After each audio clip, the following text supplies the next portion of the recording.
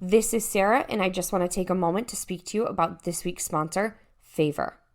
Favor Inc. is a statewide family-led nonprofit 501c3 organization that is committed to empowering families as advocates and partners in improving educational and health outcomes for our children. Favor is the Connecticut state organization of the Federation of Families for Children's Mental Health. Favor offers a single place for families with children who have medical, mental, emotional, and behavioral health challenges to find information, assistance, and training. To find out more about Favor, please go to favor-ct.org. We are grateful for our opportunity to work with Favor as a sponsor, and now on to the rest of the episode. Hello, everyone, and welcome to Caregiver Chronicles. My name is Sarah, and today I have Brigitte Shipman with me. Brigitte Shipman is an author, founder of Mother's Guide Through Autism, a podcast host, a teacher, coach, and speaker. Hi, Brigitte. How are you today? Hi, I'm so excited to be here. Thank you so much. I'm so excited to have you here, as you are doing amazing things for moms like me who have, young kiddos on the autism spectrum. You're just really coaching and guiding, and a lot of your work is like, it's okay to feel what you're feeling. And I just love that and respect that and appreciate that. Would you like to further introduce yourself to my audience? Sure. I am a former educator. I shouldn't say former. I'm still an educator. I'm still teaching. It just looks different, but I have taught everything from preschool through high school, was a director, and then I left education to become a life coach.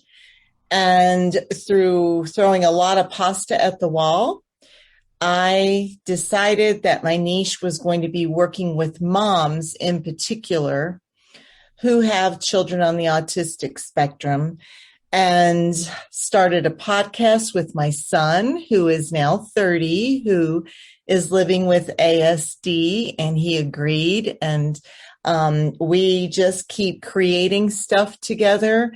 I speak and coach and heal mother hearts, and my son talks about his own experience living with autism. So that's just a little bit about me. I have another son who is attending Georgia Tech. He's becoming a mechanical engineer, and he's not autistic, and but he is, a child of mine. So you raise children, whether they're living with autism or not. Both my boys are pretty self-sufficient. Joseph in particular is the one that I get the most questions about because, after all, he is on the spectrum. He's living independently as of last year at the age of 29, and he's working full-time and doing very well. That's fantastic. Can you talk a little bit about Joseph's journey to living independently? Certainly. And I love, and I use the word journey a lot because that's exactly what it is. Once you get that diagnosis and you begin the journey of living with autism, it is many, many hills and valleys. We have celebrations, we have sadness, we have sorrow, we have grief, and that's what I help moms do. Joseph in particular, and like my son says, if you've met one person with autism, you've met one person with autism. So individually speaking on his behalf, he has had a lot of struggles.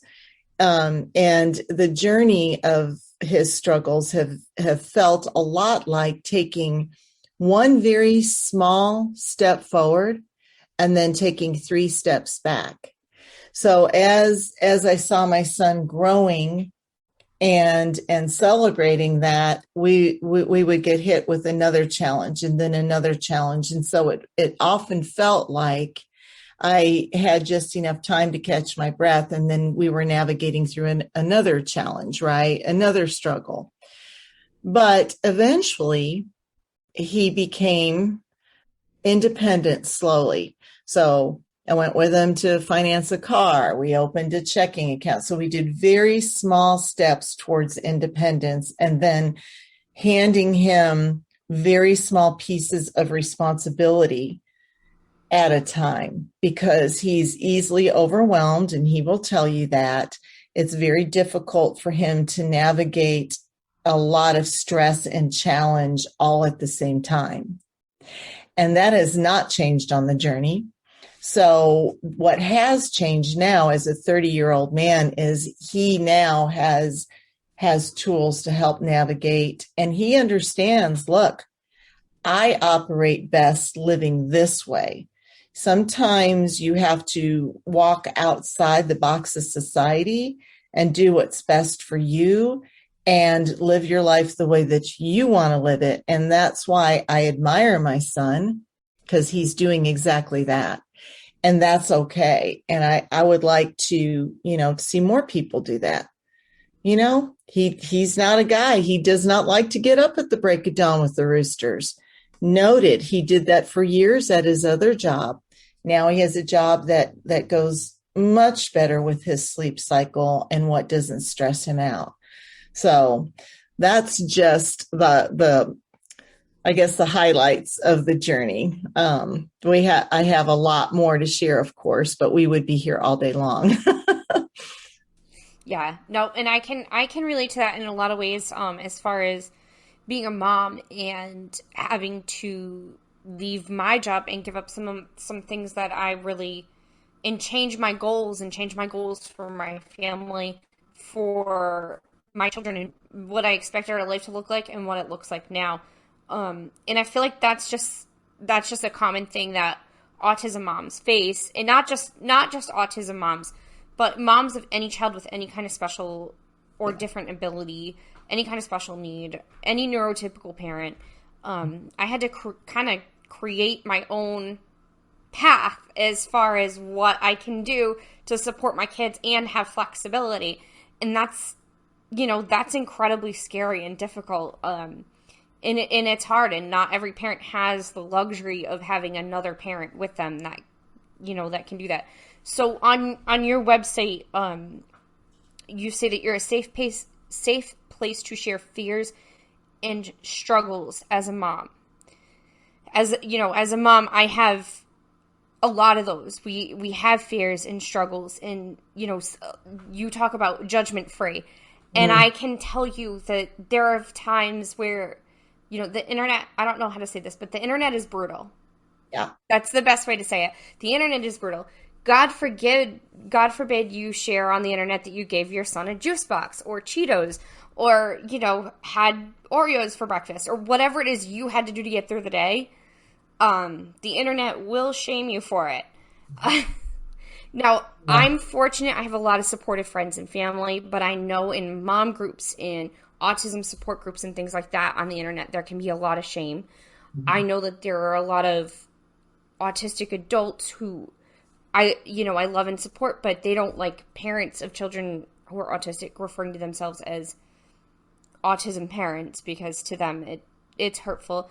And I just, there's controversy. There was so much controversy last month in the autism community: red versus blue, puzzle piece versus infinity symbol, person first versus identity first. I'm sure you've heard all the controversies. And judgment-free, safe place to share that. Do you want to talk a little bit about the judgment-free, and if you want to get into some of the controversies, just where you and your family stand? Sure. And that's why I think Joseph is so key, and why I had hoped he would partner with me, because let me firstly say, I don't have autism.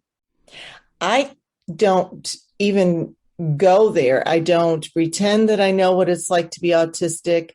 All I know is the mother's perspective and the parent perspective. So that's the role that I play. And I do know that role very well. And I also know what it's like to be on your knees, literally in deep, deep grief, when you hear that A word and you understand that your child has a lifelong disability, and how to navigate that with grace. And so when I hear things like, and I'm sure there's going to be somebody that my intentions are only good. Here's, I accidentally say something. I will apologize for them being offended, or if I've accidentally hurt somebody, but I won't apologize for explaining my own journey. And it's a fine line, right? It's like, I think respect works both ways. And so if I live by intention, and if my intention is to help a mother's heart heal so she can have more energy and find joy herself, that's what I'm trying to do. I have interviewed people who are adults that are living on the autistic spectrum, and they often voice what it's like. And I am so thankful because I have learned so much from adults who have shared their experience with me. I think I'm a better parent because I've interviewed adults on the spectrum. I had so many ahas with them. There are times that I wish I could go back and have changed some of the parenting that I have done. But isn't that true for any parent with any child? you know? And so I think the key here is to treat every single human on this earth with the utmost respect. If somebody comes at me with judgment, I personally will listen, and then I will give them my input from love. And I'm not going to argue things that I can't experience. I can't experience living with autism other than from the mother's role. So I have been judged harshly for like things that you were talking about. When Joseph, I would take him to the grocery store and he would have a meltdown if I didn't go exactly the route. Like I could not be in a hurry and have him with me. There were no steps to miss in the grocery store. And I had to learn that the hard way. And so, yeah, have I been judged for my parenting? Oh, yeah. I even had family members think that Joseph was just spoiled when he would have his meltdowns or whatever. And I was just not disciplining my son. And, it goes on and on and on. So what I say to that is people don't know what they don't know. This is why I do what I do, to offer knowledge, hope, and inspiration. And the more we can talk about it, like what you and I are doing today, the more people that listen to our journeys, the more awareness we create, and the more love and understanding we create. Thank you. And I really loved that. And I think I agree with that.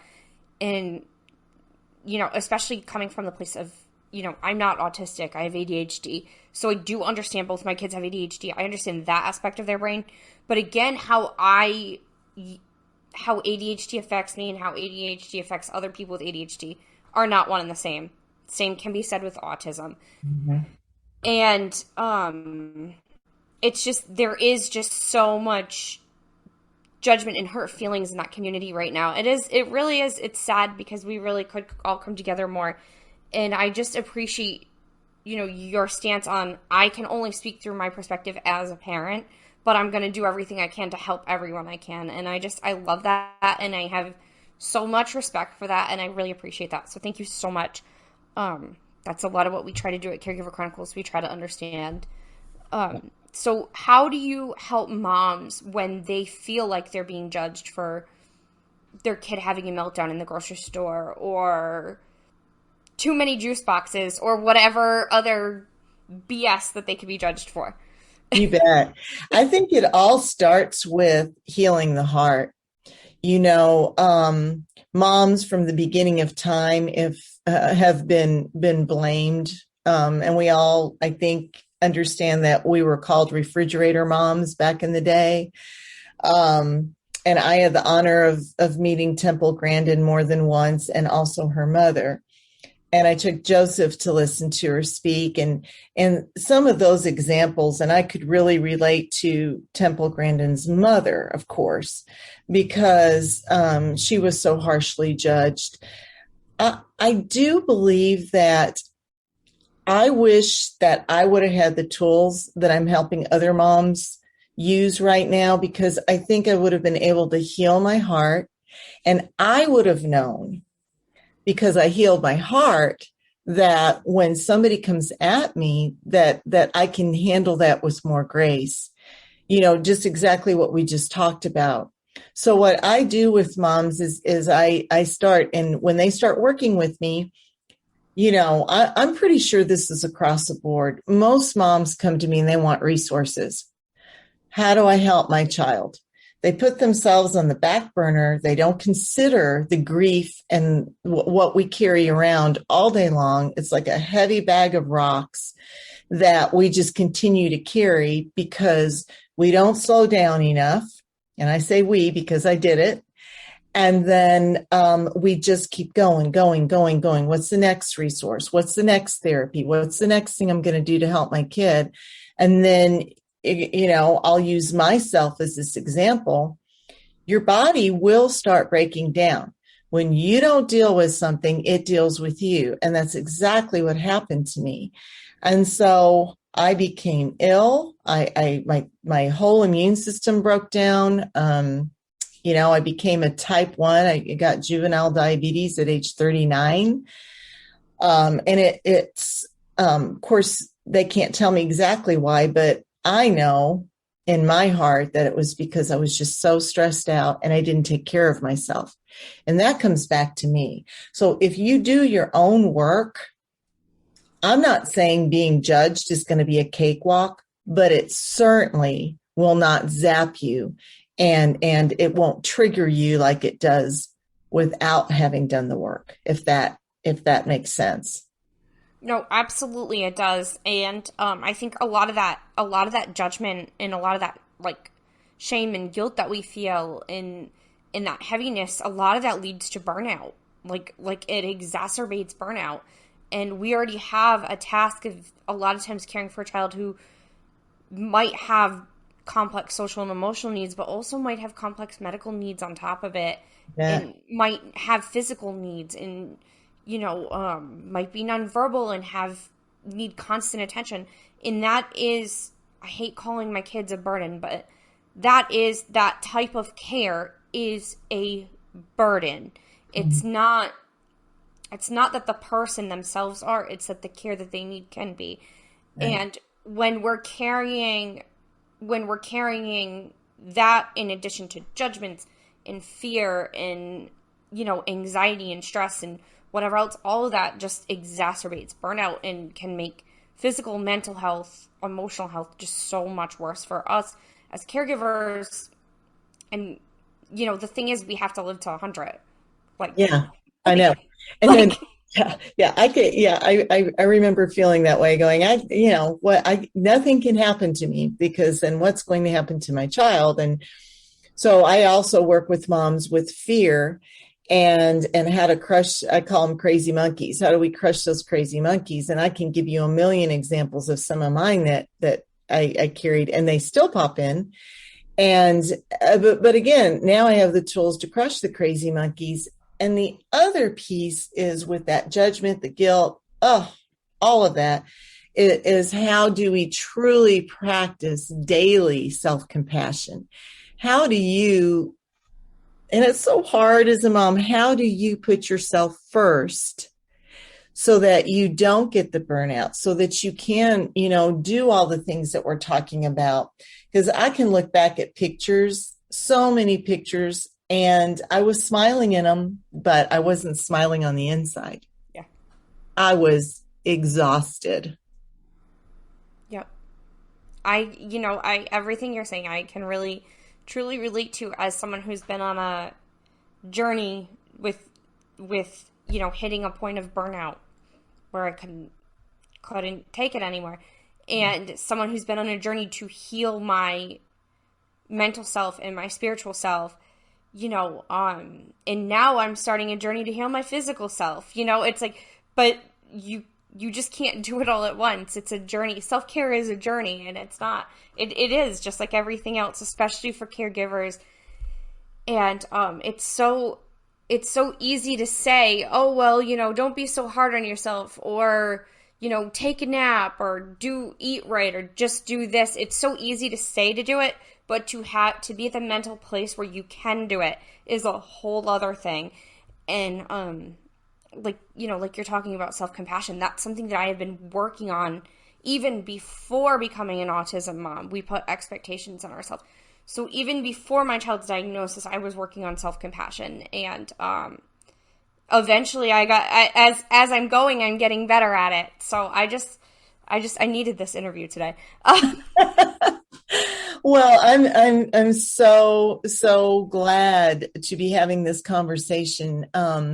And I feel like at where I'm at now in my life, I'm so what's the word? I guess grateful.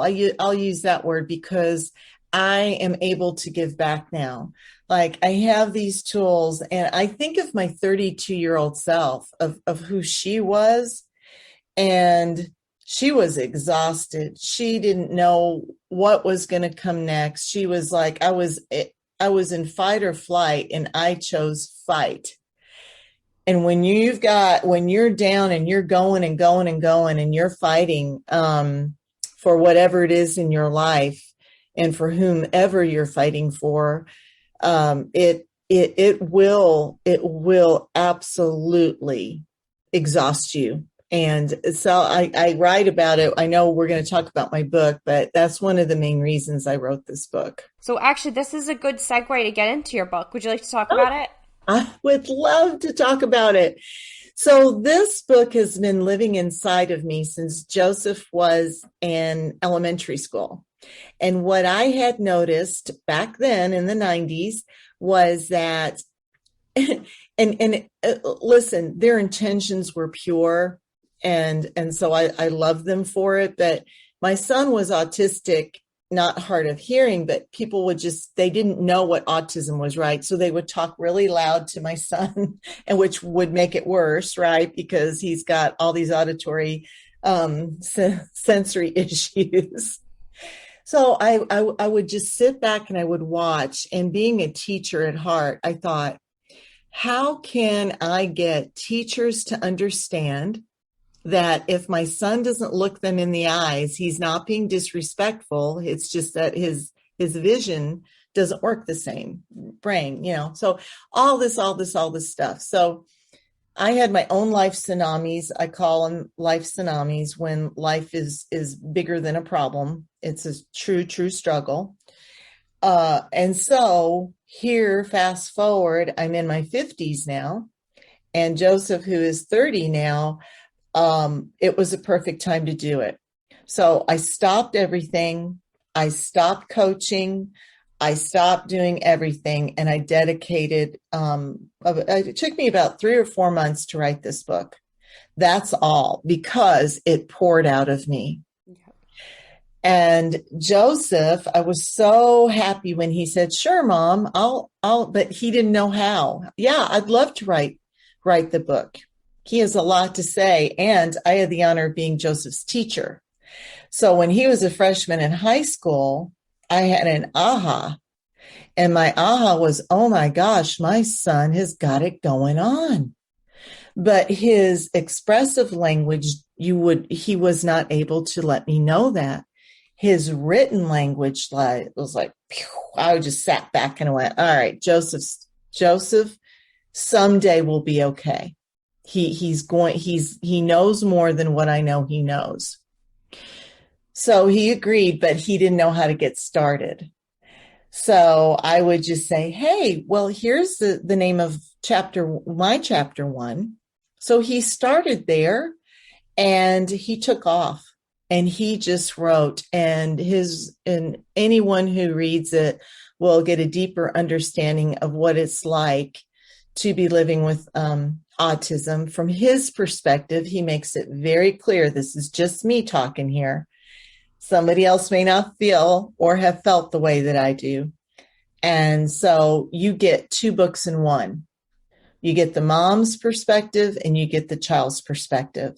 And with the publishers, when you look at our book, I wanted the book to be a metaphor.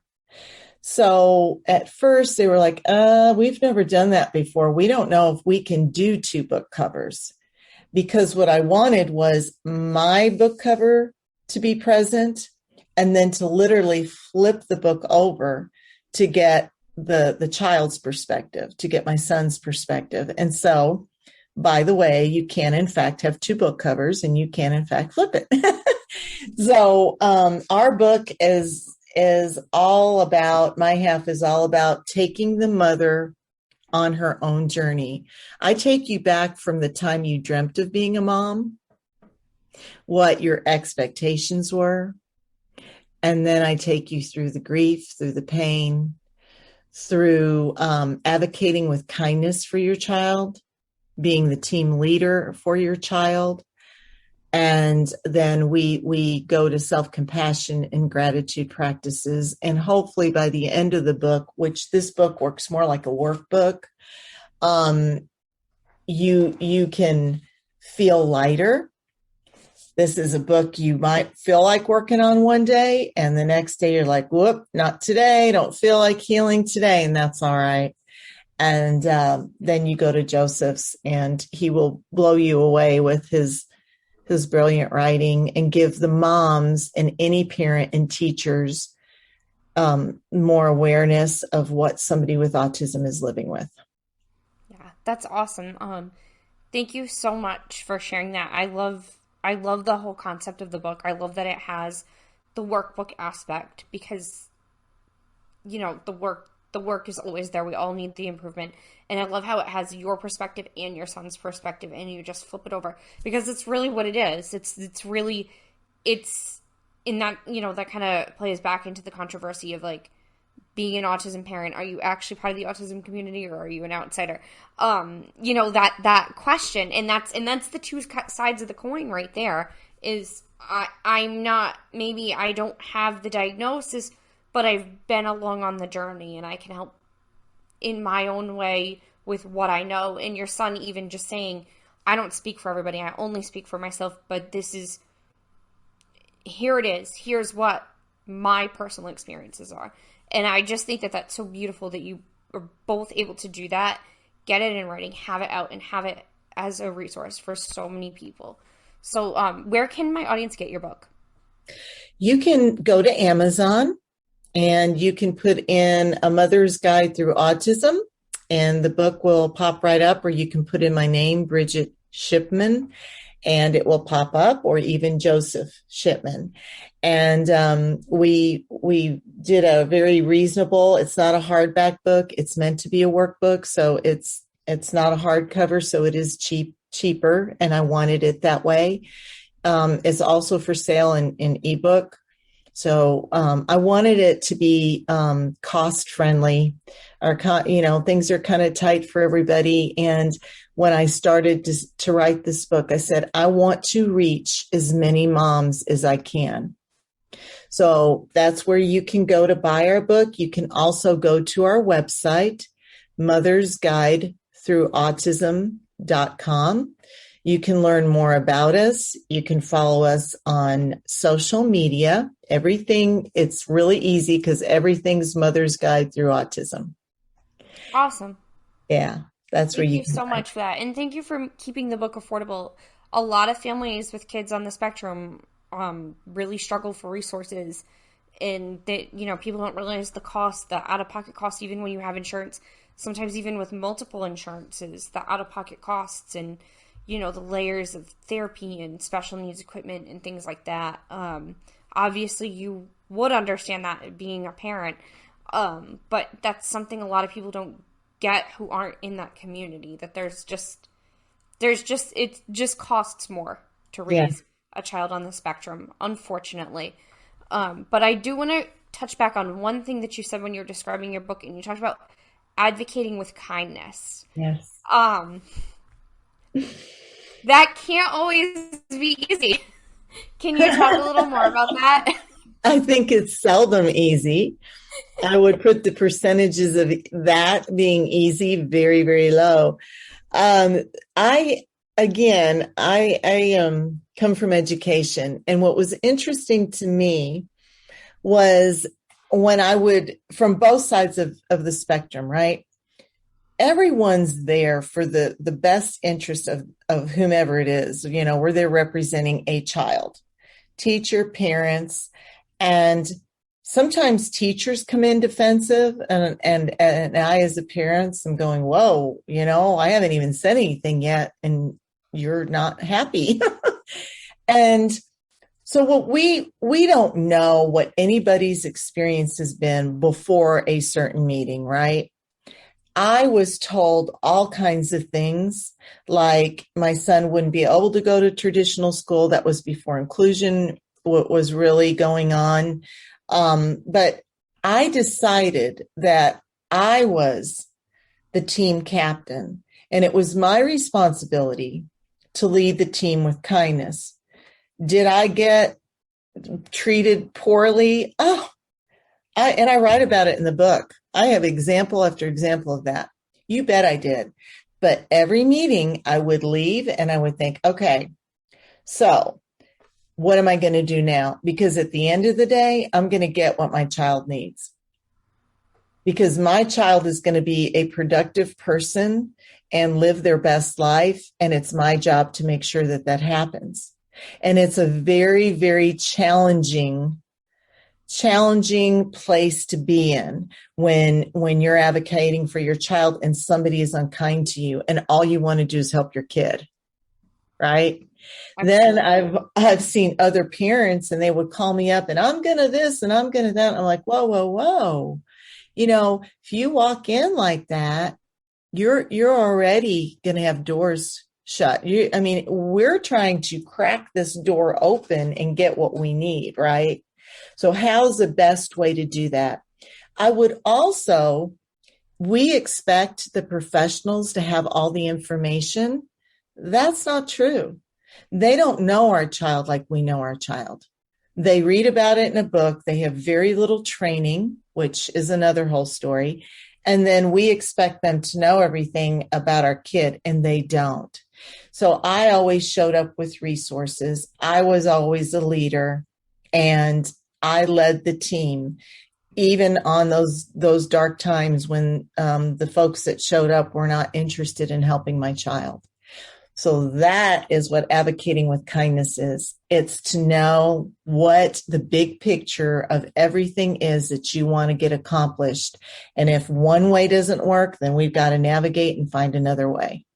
Absolutely. And again, it's in those meetings, sometimes it can be really hard Yeah. to stay calm. And I have sat through many a PPT meetings with both of my kids and have sometimes even asked for the same thing 3 times in one meeting.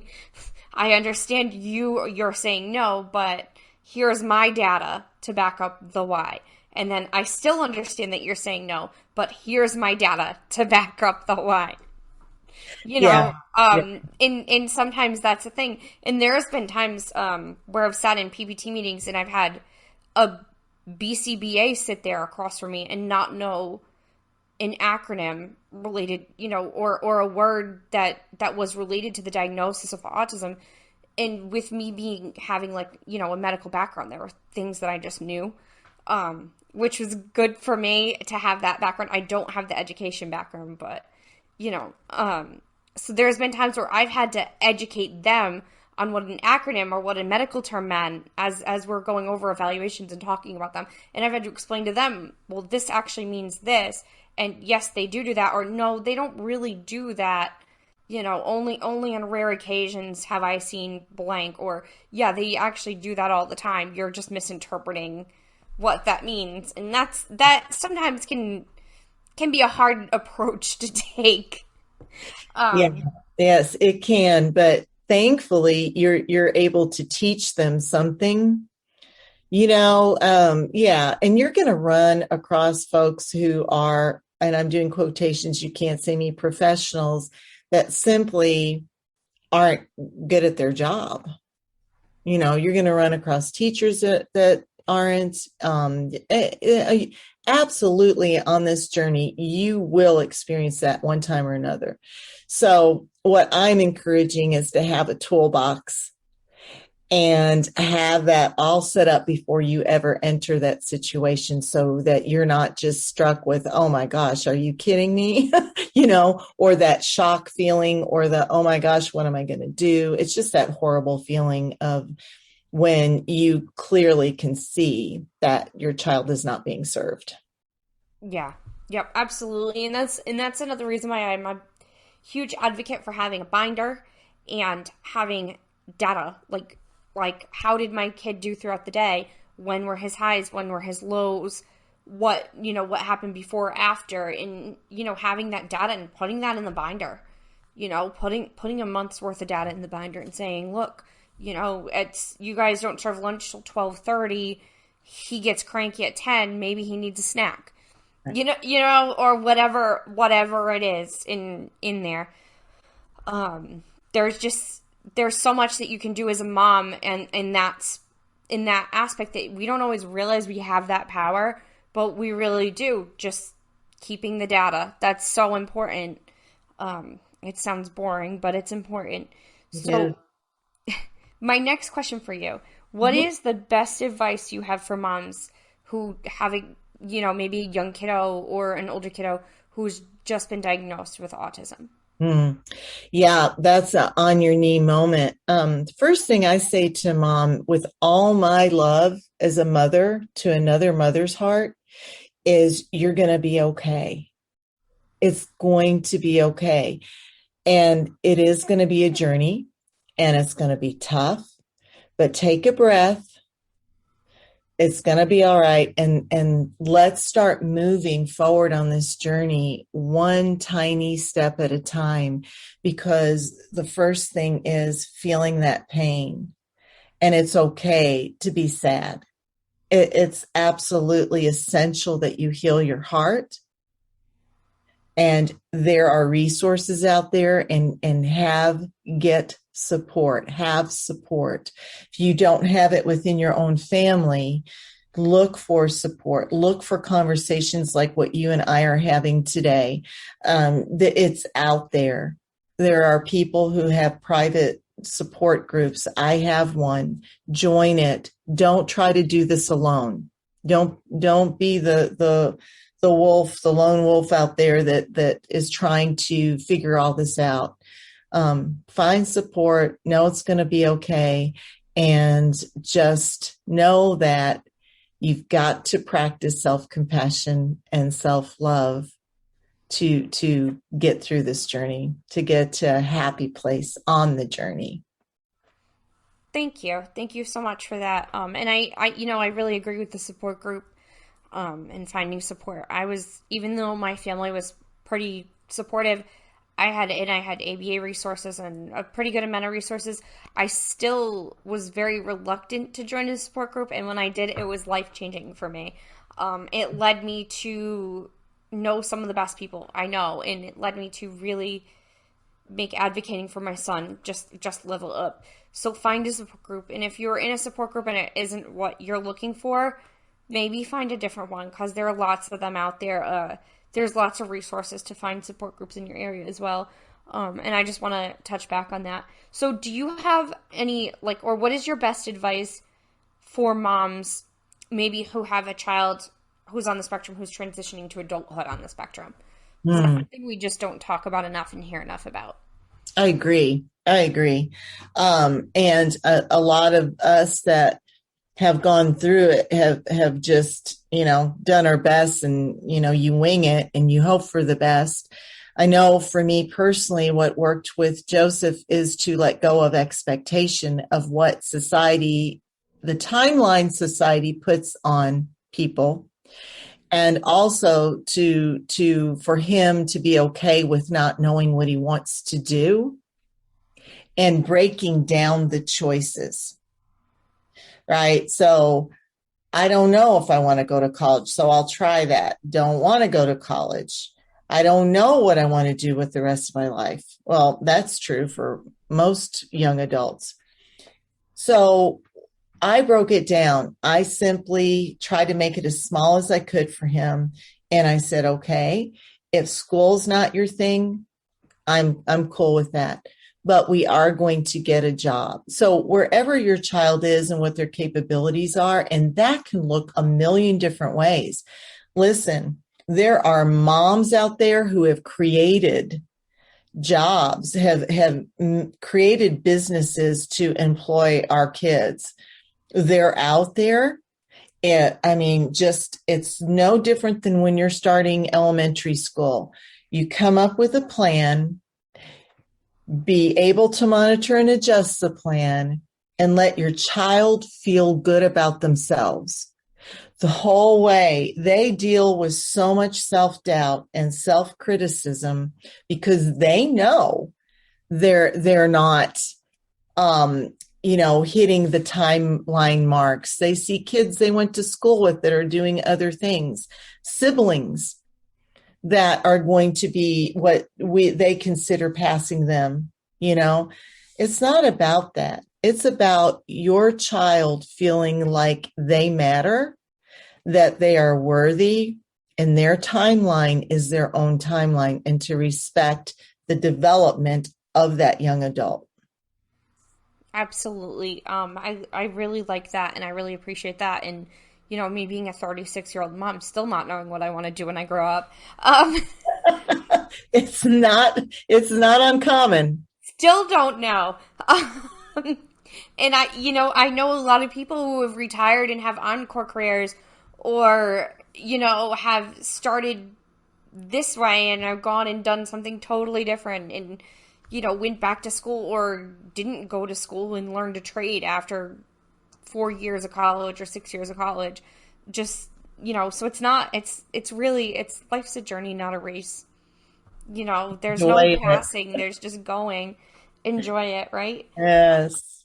So, what is your favorite self care activity?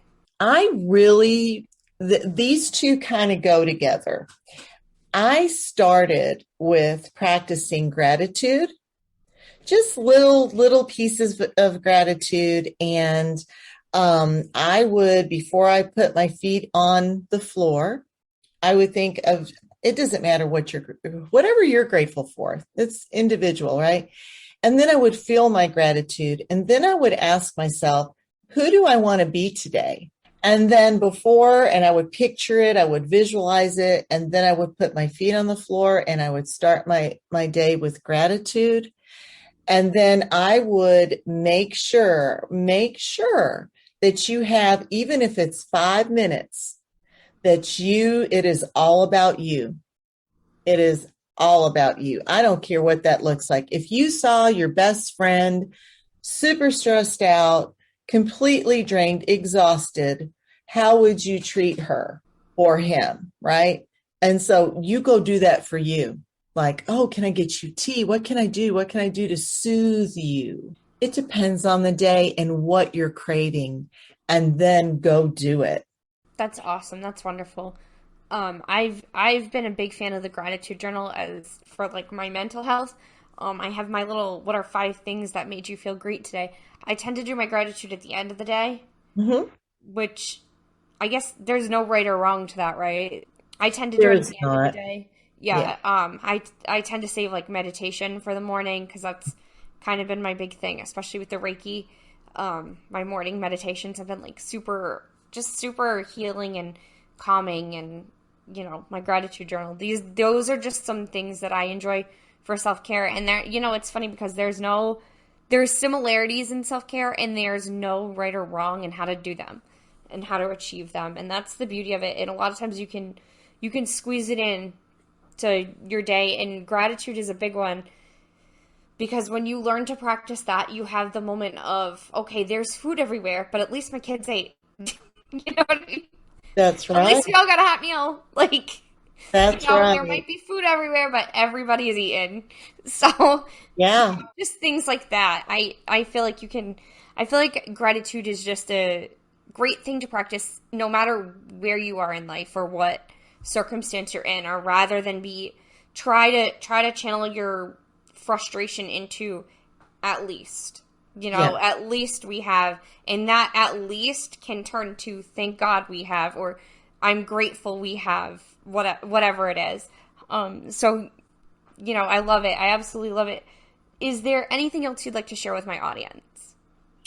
I think the only other thing that I would like to share is that if you're in a place right now and this conversation was like, oh, that sounds great, but I don't feel like I have the time to do this, or I can't do this, or there's something keeping you from practicing and healing your heart or finding support or whatever it is that you're looking for. Know that the one thing I'm going to leave you with today is to honor and meet yourself where you're at. If today is one of those tough days, then it's one of those tough days, and honor it and say, okay, where can I find hope today? You can find hope in a little corner of the world. It doesn't have to be anything huge. Find something small and know that the sun is always shining on a cloudy day, and tomorrow the sun will be there. Well, thank you so much for sharing that. And I really appreciate that advice as a mom who was like, I can't do anything but what I have to do, in hitting that point. And I do want to reiterate to families and moms in particular, if you're in that place, there are lots of places you can reach out for help. I suggest that when you're there, it's really a good idea to take that time and say, nope, I need once a week or once every other week to see a counselor, or text a helpline, or reach out to Caregiver Chronicles and we'll help you find resources in your area. But I know when you're in that place of I can't, it's so hard to see that light. And when you can't see that little tiny light, it closes on you, and that dark place is hard. Ben, I know this from being there. Me too. And it sounds like you look, I don't know you personally, but looking at you through the camera, I can just see so much peace in your face. I see peace and love in your face. And I just admire that. And I hope that as I continue my journey, that I am at that place sooner rather than later. But I can see that on you, and I think that that's just beautiful and great. So I honor that, and I appreciate it. And that's why I do what I do, because I have not always been here. Yeah. And once you find that peace, you hold on to it, and you try to give more. And I think that's beautiful. So one more time, where can my audience find you?